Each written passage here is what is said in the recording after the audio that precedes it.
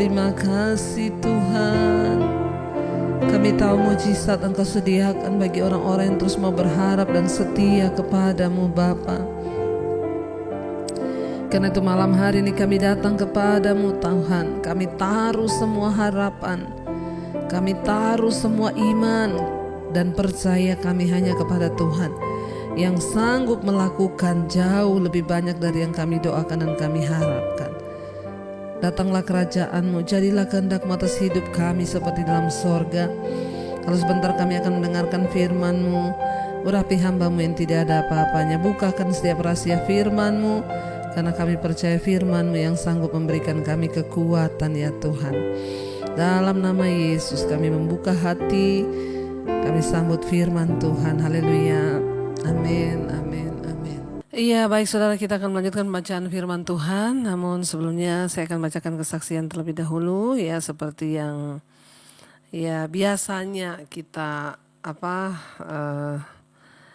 mesbah doa setiap malam ya. Karena itu saudara, mungkin kesaksian saudara belum dibaca, tapi jangan pernah berkecil hati ya. Terus kirim kesaksian saudara, satu saat pasti akan ada waktunya untuk dibacakan. Iya, baik.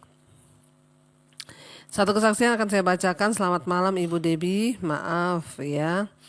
Ini tengah malam saya WA ke Ibu karena saya tidak mau lagi menunda-nunda dorongan di hati saya untuk bersaksi. Mungkin kesaksian saya ini gak sewow kesaksian-kesaksian yang selalu Ibu share di mesbah doa. Tapi saya bersyukur karena saya baru benar-benar mengikuti mesbah doa itu tahun ini. Benar-benar mengikuti ya. Tepatnya ya ketika Ibu mulai pembacaan Alkitab dari Kejadian. Saya menjadi semangat dan berkomitmen untuk mau terus ikut mesbah doa. Awalnya sebenarnya sudah dari dulu.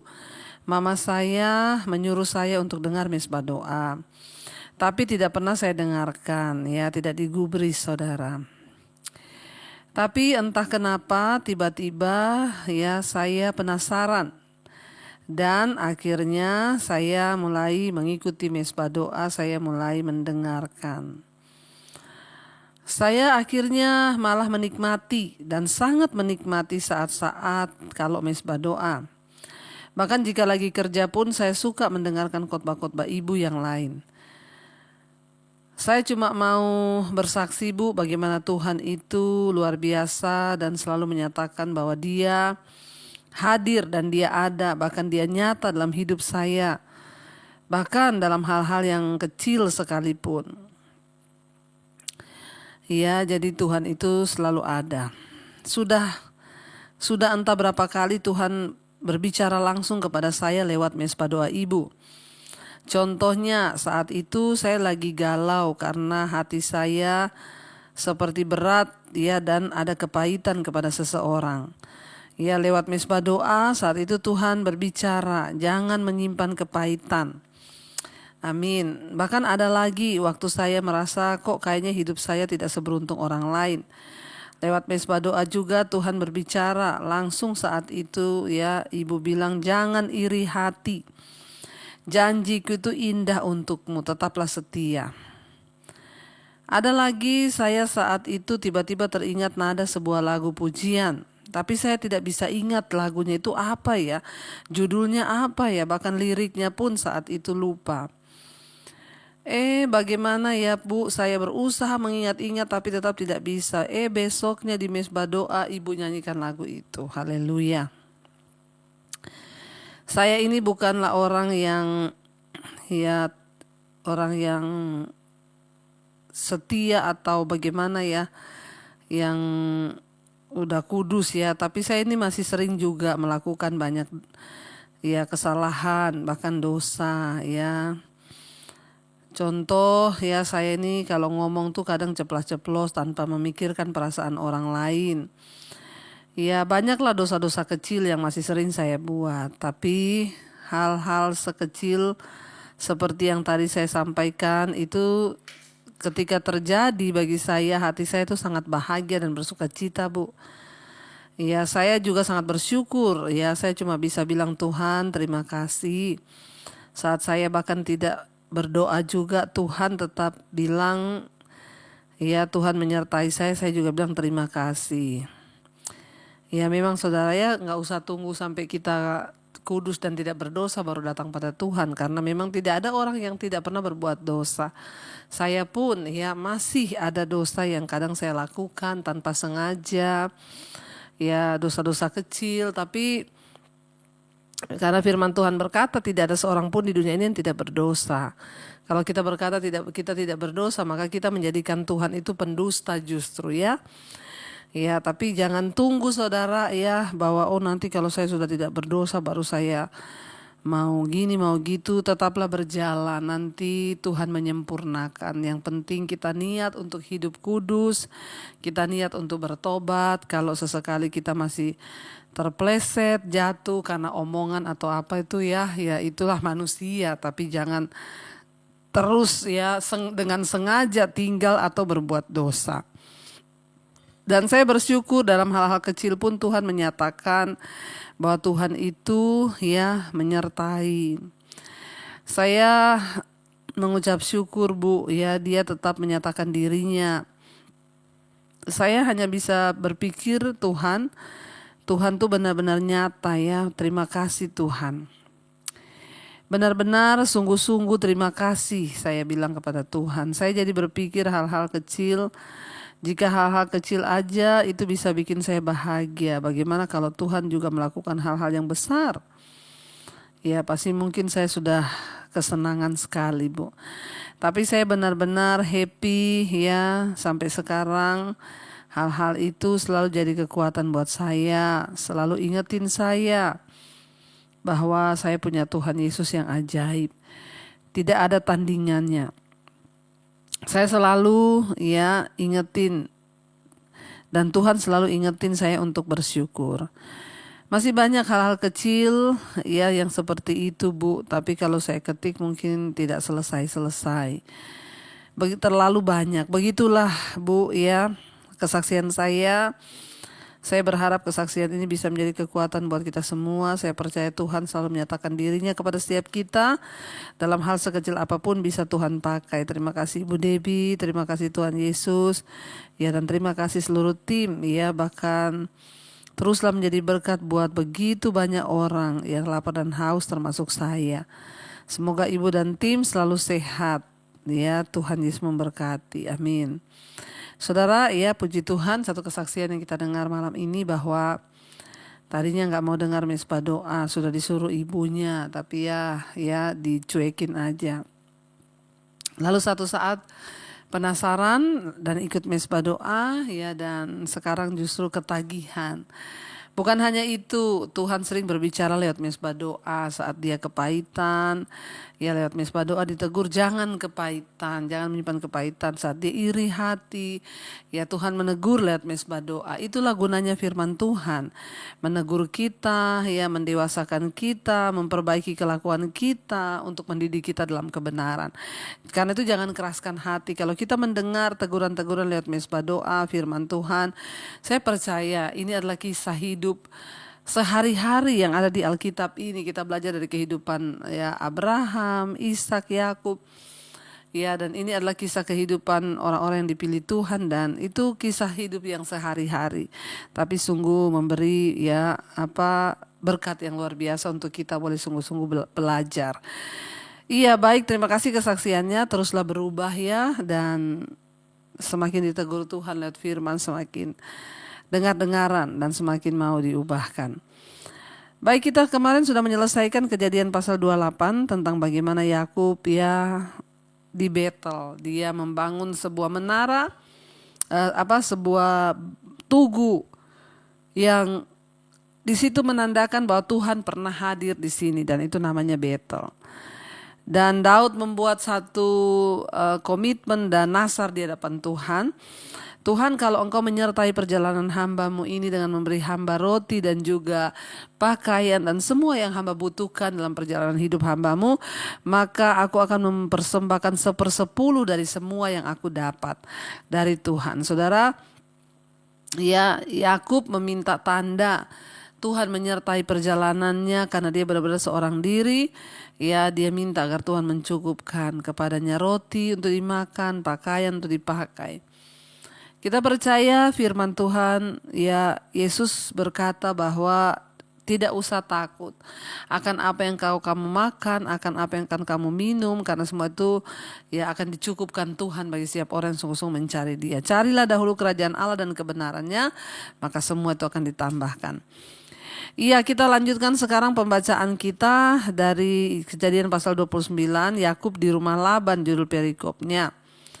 Ayat yang pertama, kemudian berangkatlah Yakub dari situ dan pergi ke negeri Bani Timur.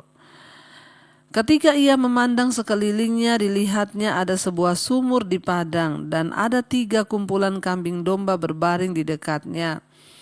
Sebab dari sumur itulah orang memberi minum kumpulan-kumpulan kambing domba itu. Adapun batu penutup sumur itu besar. Dan apabila segala kumpulan kambing domba itu digiring untuk berkumpul ke sana, maka gembala-gembala menggulingkan batu itu dari mulut sumur, lalu kambing domba itu diberi minum. Kemudian dikembalikanlah batu itu lagi ke mulut sumur itu. Ayat yang keempat, bertanyalah Yakub ya kepada mereka, saudara-saudara, dari manakah kamu ini? Jawab mereka, kami ini dari Haran. Lagi katanya kepada mereka, kenalkah kamu dengan Laban cucu Nahor? Jawab mereka, kami kenal. Ya, selanjutnya katanya kepada mereka, selamatkah ia? Jawab mereka, selamat. Tetapi lihat, itu datang anaknya perempuan Rahel dengan kambing dombanya. Lalu Yakub, hari masih siang, belum waktunya untuk mengumpulkan ternak, berilah minum kambing dombamu itu. Ya, lalu kata Yakub, ya hari masih siang, belum waktunya untuk mengumpulkan ternak. Berilah minum kambing dombamu itu, kemudian pergilah mengembalikannya lagi. Ayat 8, tetapi jawab mereka, kami tidak dapat melakukan itu selama segala kumpulan binatang itu belum berkumpul. Ya, barulah batu itu digulingkan dari mulut sumur dan kami memberi minum kambing domba kami. Selagi ia berkata-kata dengan mereka, datanglah Rahel dengan kambing domba ayahnya, sebab dialah yang menggembalakannya. Jadi perjumpaan pertama ya Yakub dan Rahel itu adalah di sumur, ya mirip dengan kisah dari ayahnya Ishak, ya berjumpa pertama kali ketika Eliezer mencari jodoh bagi Ishak, ya itu juga ketemunya di sumur ya sama Ribka pada waktu itu mamanya Yakub. Ini juga terulang kembali saudara ya, mamanya Yakub ya Ribka itu dari Haran, dan ini Yakub pulang ke Haran lalu dia berjumpa dengan anak dari ya kakaknya Ribka ya, yaitu Rahel. Jadi masih saudaraan. Tetapi jawab mereka, ya ayat yang ke-8 di sana Yakub menyuruh ketika Rahel datang, Yakub menyuruh beri minum domba-dombamu lalu ya bawa mereka pulang. Tapi mereka menjawab, kami ini ya tidak dapat melakukan itu karena tuh kami harus menunggu semua ternak kami itu datang, kambing domba itu datang, berkumpul di sumur itu, barulah sumur itu bisa dibuka, lalu mereka diberi minum, baru boleh pulang. Ketika mereka sedang berkata-kata, datang Rahel saudara, dan kambing domba ayahnya, sebab Rahel yang menggembalakannya. Jadi pandangan pertama ini saudara ya, Yakub berjumpa dengan Rahel. Ketika Yakub melihat Rahel anak Laban saudara ibunya itu, serta kambing domba Laban, ia datang mendekat lalu menggulingkan batu itu dari mulut sumur dan memberi minum kambing domba itu. Kemudian Yakub mencium Rahel serta menangis dengan suara keras. Lalu Yakub menceritakan kepada Rahel bahwa ia anak saudara ayah Rahel dan anak Ribka. Maka berlarilah Rahel menceritakannya kepada ayahnya. Jadi ini baru ketemu loh saudara, sejak lahir tidak pernah ketemu saudara. Ya tetapi tiba-tiba dia pulang kampung lalu ketemu dengan Rahel. Ya lalu dia menceritakan bahwa dia itu ayah ayah Rahel itu saudaraan dengan ibunya. Lalu Rahel berlari pulang, menceritakan kepada keluarganya bahwa ia sanak saudara ayah Rahel dan anak Ribka. Yakub menceritakan, maka Rahel berlari pulang menceritakan kepada ayahnya. Ayat 13, segera sesudah Laban mendengar kabar tentang Yakub, anak saudaranya itu, berlarilah ia menyongsong dia, lalu mendekap dan mencium dia, kemudian membawanya ke rumah. Maka Yakub menceritakan segala hal ihwalnya kepada Laban. Kata Laban kepadanya, sesungguhnya engkau sedarah sedaging dengan aku. Maka tinggallah Yakub padanya genap sebulan lamanya. Kemudian berkatalah Laban kepada Yakub, masakan engkau adalah sanak saudaraku, engkau bekerja padaku dengan cuma-cuma? Katakanlah kepadaku apa yang patut menjadi upahmu. Laban mempunyai 2 anak perempuan, yang lebih tua namanya Lea dan yang lebih muda namanya Rahel. Lea tidak berseri matanya, tetapi Rahel yaitu elok sikapnya dan cantik parasnya. Jadi Laban itu punya 2 orang anak gadis, yang satu Lea, yang satu Rahel.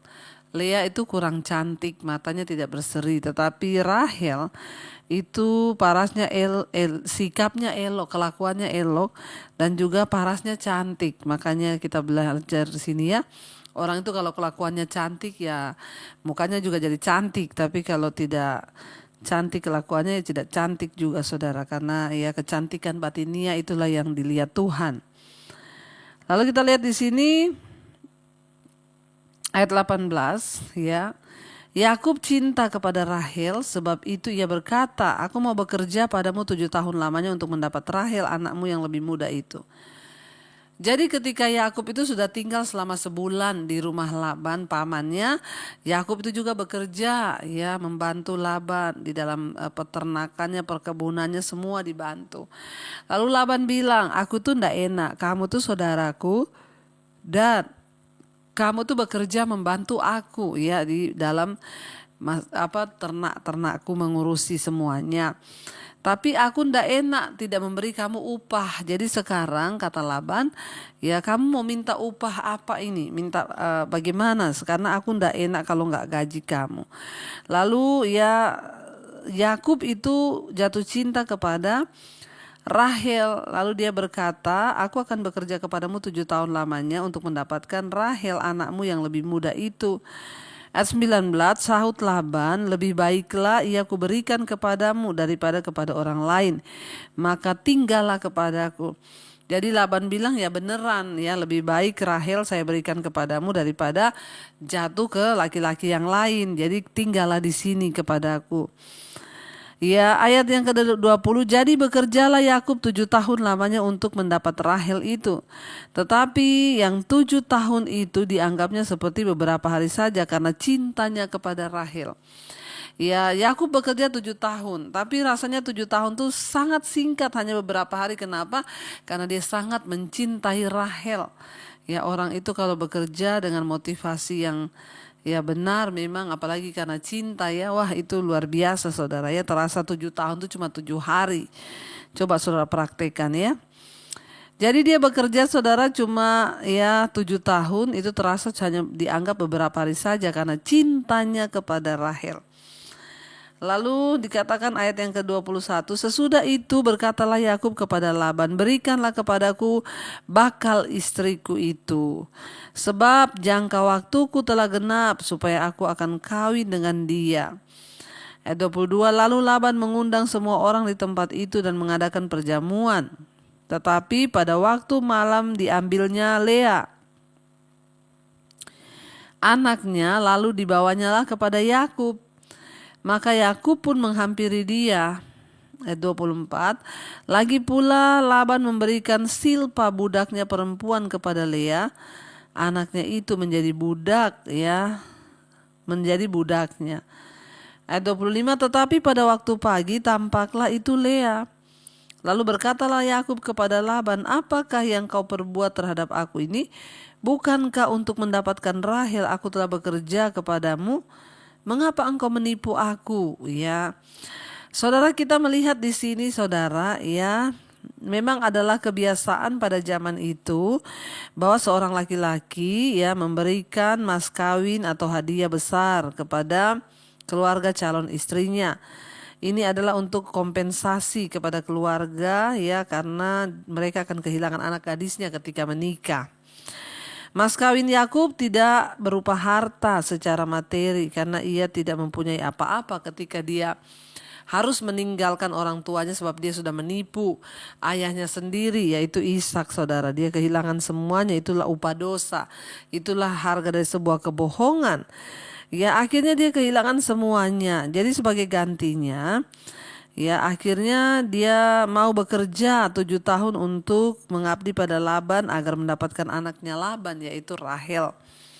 Tetapi ya, ada kebiasaan lain di negeri itu yang tidak diberitahukan oleh Laban kepada Yakub. Anak perempuan yang lebih tua itu harus menikah lebih dulu. Dengan memberikan Lea kepada Yakub dan bukan Rahel, Laban telah menipunya agar berjanji untuk bekerja keras selama 7 tahun lagi. Ya, kita lihat di sini, saudara. Ya, jadi ya itulah, saudara, ya tabur tuai dulu. Ya, Yakub pernah menipu ayahnya Ishak dengan meminta hak kesulungan ya atas dia, padahal itu adalah milik dari Esau. Jadi ketika Yakub menipu ayahnya, dia pun akhirnya ditipu. Ingat, hidup ini adalah hukum tabur tuai. Kalau saudara menipu orang lain, maka satu saat saudara pun akan ditipu. Jadi hati-hati dalam melangkah, karena ya benih yang engkau tabur itu akan engkau tuai nantinya.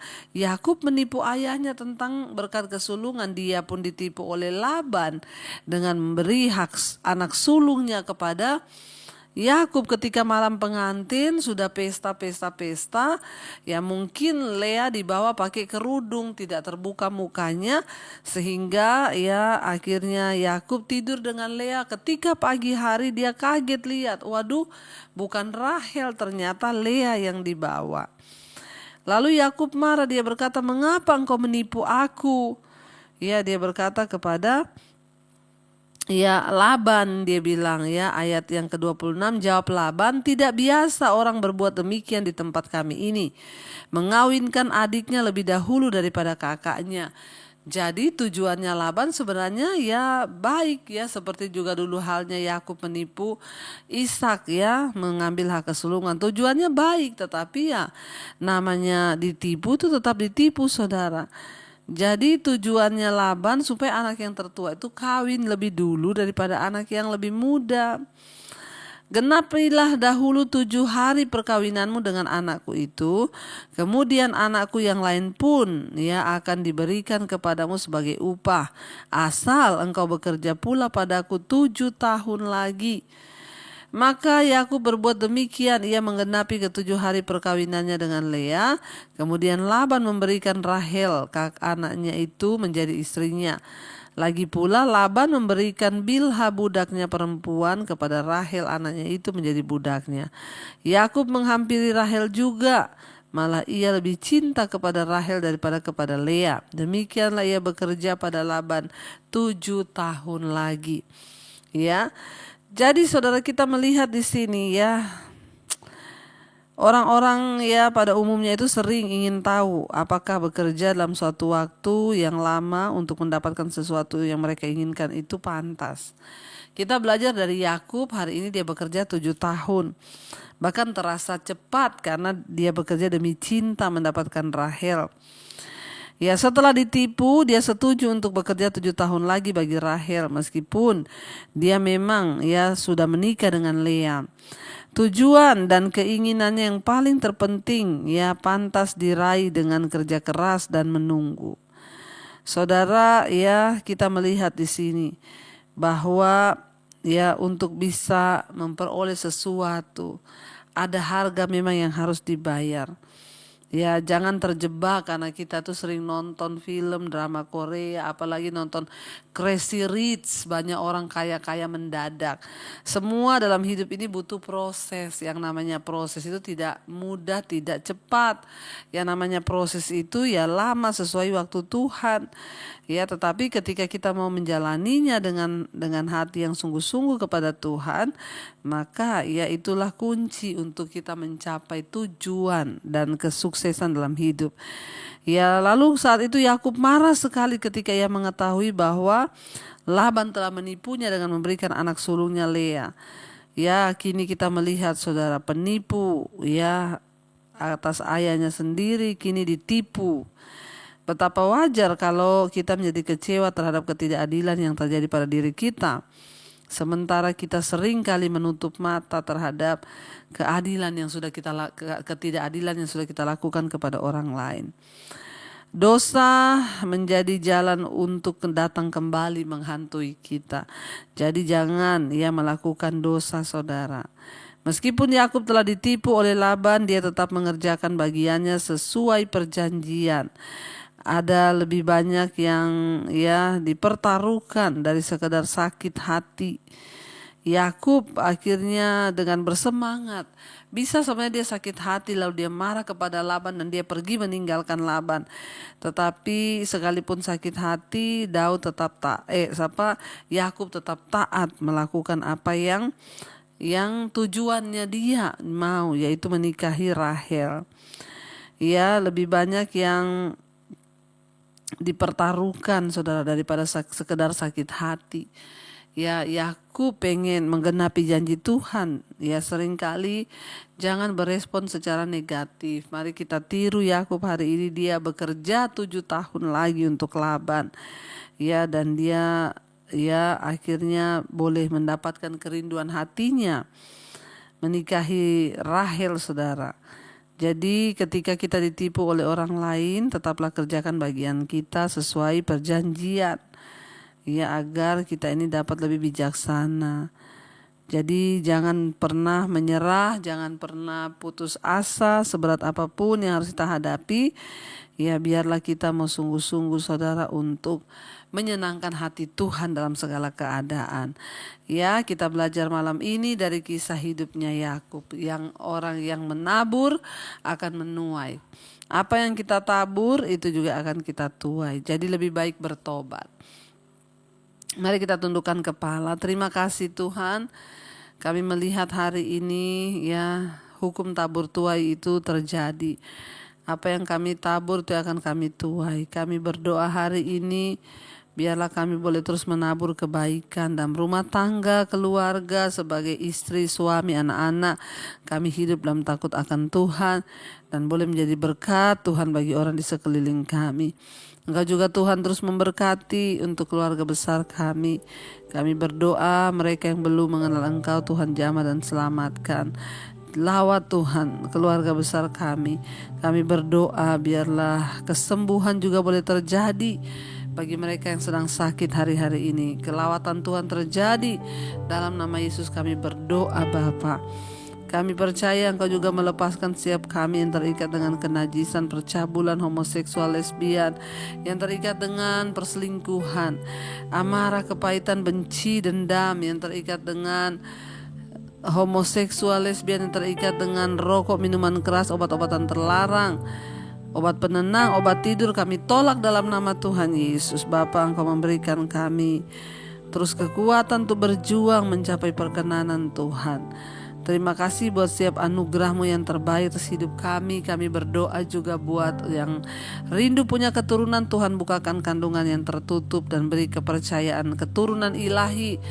Berkati setiap mereka yang sedang ada dalam pergumulan yang berat. Tuhan, masalah hutang piutang, menjual aset, Tuhan turut bekerja mendatangkan kebaikan. Kami melepaskan berkat bagi bangsa dan negara kami Indonesia. Lawatan Tuhan terjadi bagi Indonesia. Shalom Indonesia. Lawat Tuhan dari Sabang sampai Merauke. Berkati Bapak Presiden Jokowi, wakilnya, seluruh jajaran kabinet Polri yang ada Tuhan. Engkau Tuhan yang terus memberkati untuk boleh Indonesia ada dalam damai sejahtera Tuhan. Kami berdoa biarlah Tuhan Anugerah-Mu turun atas bangsa kami sehingga tidak ada peperangan, kekacauan atau apapun, terorisme. Kami tolak dalam nama Yesus. Engkau Tuhan yang terus juga memberkati semua bangsa-bangsa yang ada di 5 benua Asia, Afrika, Amerika, Eropa, Australia. Tuhan memberkati bangsa-bangsa ini, mereka yang terus setia berdoa. Tuhan jamah dan lawat Bapa. Biarlah anugerah Tuhan turun atas hidup kami, atas semua yang kami lakukan, mendatangkan perkenanan Tuhan. Mari kita buka hati dan tangan kita saudara untuk boleh menerima berkat. Diberkatilah engkau dalam hidupmu, diberkati rumah tanggamu, diberkati pekerjaanmu, diberkati keuanganmu, diberkati semua yang kau lakukan dengan tanganmu Tuhan buat berhasil. Terimalah kiranya berkat dari Allah Bapa, cinta kasih Tuhan Yesus Kristus, penyertaan Allah Roh Kudus menyertai hidupmu mulai hari ini bahkan sampai kali yang kedua. Tuhan Yesus datang kembali menjemput kita, namamu tercatat dalam kitab kehidupan. Dalam nama Tuhan Yesus yang percaya diberkati Tuhan, katakan bersama, amin, amin, amin. Tuhan Yesus memberkati. And there I find you in the mystery.